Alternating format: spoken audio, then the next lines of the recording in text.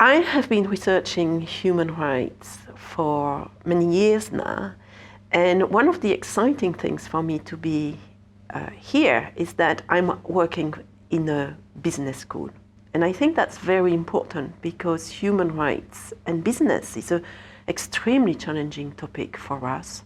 I mean, especially possibly since the 2008 crisis, but even before that, because we now have multinational corporations in the world which actually yield economically more power even than some states. Their GDP is actually bigger.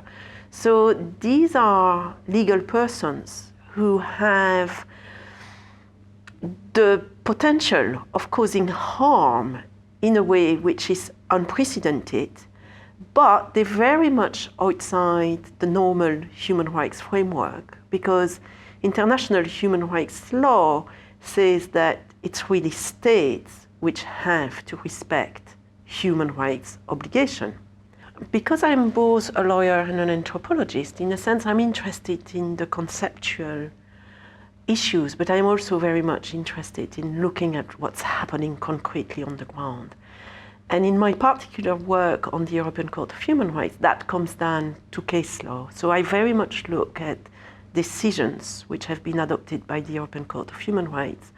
But I don't just look at the legal solution, if you like. I look at who brought the case, which judge followed the decision, but which judges were not happy with it, what happened during the proceedings.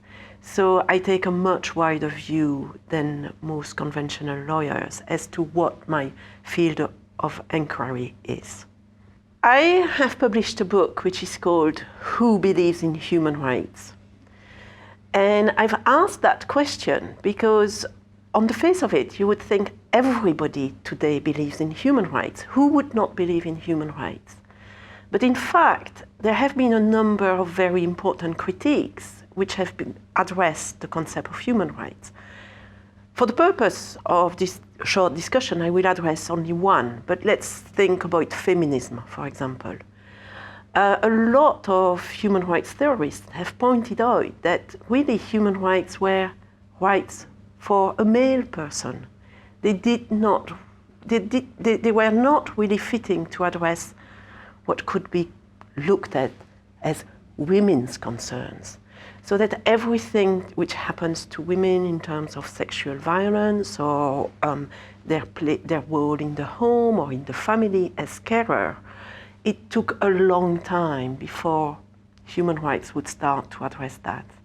So that's one of the things that my research does, is to make it clear that these very big criticisms continue to be pertinent today, and more particularly really are embedded within the jurisprudence of the European Court of Human Rights. My new book is called When Humans Become Migrants, and what that book shows is that the European Court of Human Rights, when it deals with a case which has been lodged by a migrant, tends to start its reasoning by looking at the fact that a state has the national sovereignty of controlling its territory and its borders.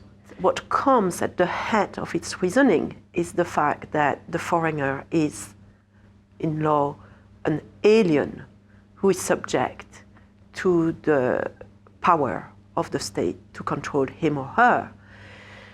While what I argue is that in a human rights reasoning, you would possibly wish the court to start its reasoning by saying, we're looking at human rights, so what is important to us is that every human being has the right to family life, or the right to move, or the right to freedom of expression, and that it's only in a second step in its reasoning that it would say, there is this right, but it nonetheless needs to be limited by the fact that the state has also the right to control its borders.